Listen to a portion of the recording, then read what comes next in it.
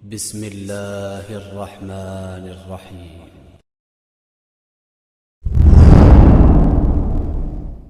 قرآن سننا pod cost. اصل میں ہوتا کیا ہے کہ آج بھی لوگ پوچھتے ہیں کہ اتنے صحابہ موجود تھے پھر بھی اہل البیت کو ذبح کر دیا گیا، 72 کے 72 پر اتنا بڑا ظلم ڈھایا گیا، ان کی گردنیں کاٹی گئیں، نیزوں پر لگا کے گردنیں اٹھائی گئیں، ان سب کی موجودگی میں کیسا ہو گیا یہ؟ اور آج ہم اس کا جواب دیتے ہیں کہ آج بھی 60 کے تقریباً مسلمان کنٹریاں ہیں، اس کے باوجود بھی فلسطین آزاد نہیں ہو پا رہا ہے۔ فلسطین پر اتنے ظلم ہو رہے ہیں، وہاں 72 شہید ہوئے تھے کربلا میں، یہاں 72,000 سے زیادہ بچے بوڑھے عورتیں شہید ہو چکی ہیں، ایک کے بعد ایک بم گرتا ہے، ایک کے بعد ایک فائرنگ ہوتی ہے، ٹھیک ہے؟ اس کے باوجود سب خاموش بیٹھے ہوئے، ظالم کے سامنے خاموشی اختیار کرنی پڑتی ہے بزدل کو۔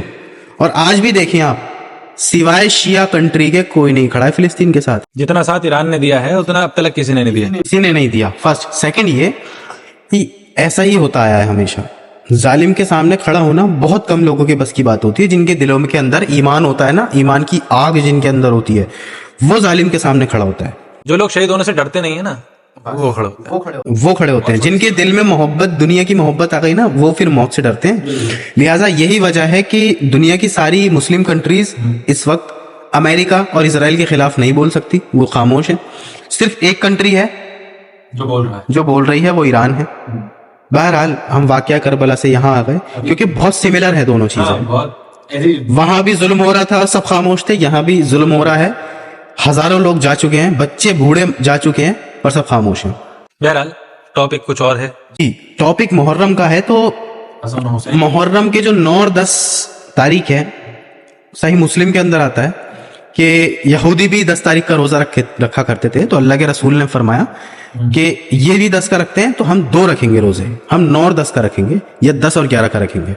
اب دیکھیں، اللہ کے رسول نے تو یہ 2 روزے کہے تھے اور فرمایا تھا کہ تمہارے گزشتہ سال کے گناہ معاف ہو جائیں گے، لیکن ہمیں کیا پتا تھا کہ صرف 40 سال کے بعد ان 2 روزوں میں اتنا غم چھپ جائے گا، اتنا غم چھپ جائے گا کہ وہ روزہ تھوڑا سا ایسا ہو جائے گا کہ اہل البیت نے پانی نہیں پیا تھا تو ہم بھی پانی نہیں پئیں گے، شدت اختیار کر لی۔ شدت اختیار کر لیے۔ لیکن ہم نے نا اس کو سمجھا نہیں ٹھیک سے، ہمارے نوجوان نے اس کو ٹھیک سے سمجھا نہیں واقعہ کربلا کو۔ جس طرح سے میرے جنتی نوجوانوں کے جو سردار ہیں مولا حسین، میرے امام، انہوں نے مجھے یہ بتایا کہ نماز کا کیا مرتبہ ہے، جس طرح انہوں نے مجھے تعلیم دی کہ بیٹا مجھے میرے نانا دکھائی دے رہے ہیں، آنکھ لگ گئی خیمے میں، تو آپ اٹھے ایک دم سے، اور جمعے کی نماز کے بعد آپ اٹھے اور پھر نکلے آپ، کیونکہ آپ لیڈ کر رہے تھے، باقی کے جو لوگ تھے نا ان کو لیڈ کر رہے تھے کہ اب تم جاؤ، اب تم جاؤ، اب تم جاؤ۔ تو تھوڑی دیر کو آنکھ لگ گئی تو مسکرانے لگے۔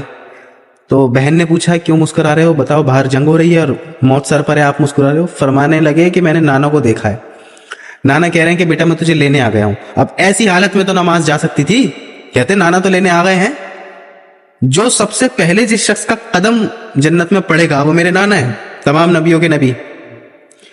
اب وہ مجھے لینے آ گئے ہیں تو نماز چھوڑ دیتے ہیں، لیکن آپ نے فرمایا جاؤ ان سے کہو ہمیں جمعہ پڑھنا ہے، اور انہوں نے اجازت نہیں دی ظالموں نے۔ عبید اللہ ابن زیاد بدبخت نے کہا کہ تمہاری تو نماز ہی نہیں ہوگی۔ آپ نے پھر بھی فرمایا کہ ہم صلاۃ الخوف پڑھیں گے، آدھے لوگ جنگ کریں، آدھے ان کو کور کریں، کور اپ کریں، اور آدھے نماز پڑھیں۔ پھر جنہوں نے نماز پڑھ لی تھی وہ جنگ کریں اور باقی نماز پڑھیں کور اپ کر کے۔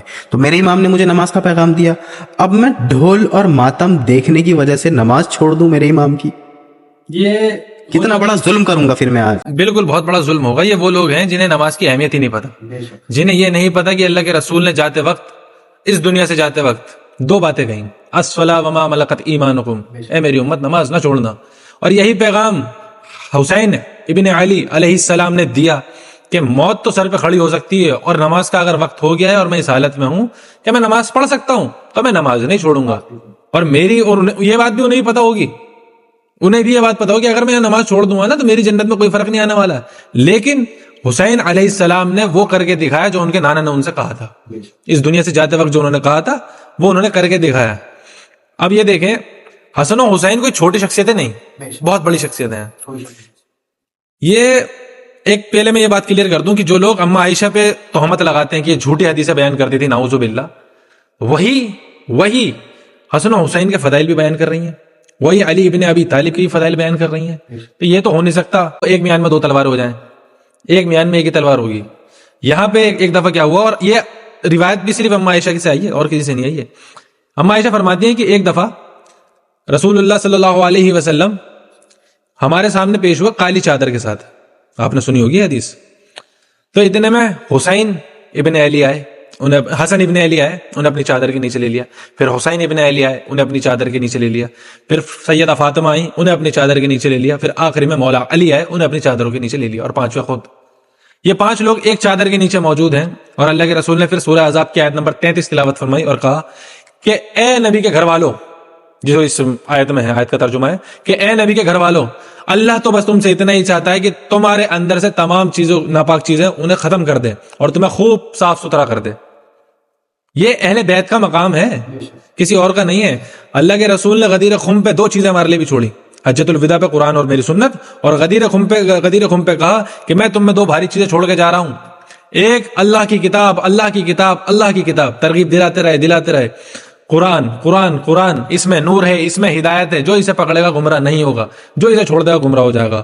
اور دوسرا میرے اہل بیت ہیں، ان کے معاملے میں تمہیں اللہ سے ڈراتا ہوں، ان کے معاملے میں تمہیں اللہ سے ڈراتا ہوں، ان کے معاملے میں تمہیں اللہ سے خوف دلاتا ہوں. اور امت نے 50 سال بعد کیا کیا اللہ کے رسول کے جانے کے بعد؟ اپوزٹ کیا امت نے، قرآن کو چھوڑ دیا اور اہل بیت کو چھوڑا ہی نہیں، ایک کو بھی نہیں چھوڑا. ایک وہ بیمار تھے، باقی سب کو ہی ذبح کر دیا. اب اگر امام زین العابدین بچے ہیں تو مجھے اپنے امام کی زندگی دیکھنی چاہیے کہ میرے امام نے کیا ماتم کیا ہے. کیا آپ نے ڈھول بجائے ہیں 10 دن محرم کے؟ اگر میرے امام زین العابدین نے ڈھول بجائے ہیں اور تعزیہ نکالا ہے تو میں بھی نکالوں گا، آپ سے بڑے نکالیں گے. ہاں. اور اگر انہوں نے نہیں نکالا تو یہ ان کی سنت تو نہیں ہے، اور اگر ان کے بعد آنے والوں نے نکالا تو پھر تو ان کے بعد والوں کی تو کوئی اہمیت نہیں ہے، کیونکہ کل بدعۃ ضلالہ فی ضلالۃ فی النار. اب یہ ضد کرنا کہ نہیں یہ جو ڈھول ہے یہ حسین کا ڈنکا بج رہا ہے، اعلان ہو رہا ہے، ڈنکوں سے اور اعلان سے حسین ابن علی کا مقام نہیں بڑھے گا. آپ کا مقام بڑھے گا کہ اے لوگوں سنو، حسین ابن علی کی شہادت کے لیے پوری فوج آئی ہوئی تھی، لیکن آپ نے کہا کہ مجھے نماز پڑھنے دو. اس سے پتہ چلتا ہے کہ وہ نماز کو لے کے کتنا سیریس تھے. انہوں نے خانہ کعبے کے باہر کھڑے ہو کر لوگوں سے پوچھا، سب نے منع کیا جانے کے لیے کہ آپ مت جائیے. اور وہی سچویشن بنی جو حضرت عمر کے زمانے میں بنی تھی کہ آپ چکی کا کھونٹا ہے، اگر آپ اس وقت نکل گئے یہاں سے تو یہاں معاملہ خراب ہو جائے گا. آپ نے لوگوں سے پوچھا مجھے صرف ایک بات بتاؤ، میں خطرے میں ہوں یا خطا پہ ہوں؟ لوگوں نے کہا آپ خطا پر نہیں ہیں، آپ خطرے میں ہیں. فرمایا اس کے علاوہ اور کون سا اسلام ہے جو ہمیں یہ سکھاتا ہے کہ ہم خطرے میں چلے جائیں، خطا کو چھوڑ دیں؟ اسلام تو ہمیں یہ سکھاتا ہے کہ ہم خطرے میں چلے جائیں اور خطا کو چھوڑ دیں. یہی اصل اسلام ہے.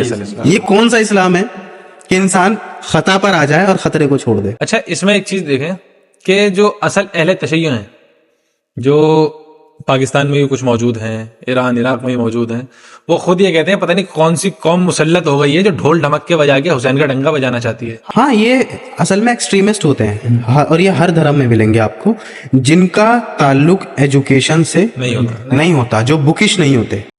شہنشاہ جاوید نقوی، جواد نقوی صاحب پاکستان کے اہل تشیع کے سب سے بڑے عالم ہیں، وہ کہہ رہے ہیں کہ جو حسین علیہ السلام نے کر کے دکھایا امت نے، اور ساتھ میں کہا شیعوں نے بھی اسے چھوڑ دیا اور ہماری قوم نے اسے چھوڑ دیا، لیکن جو غیروں نے کرا اسے انہوں نے اڈاپٹ کرا ہے.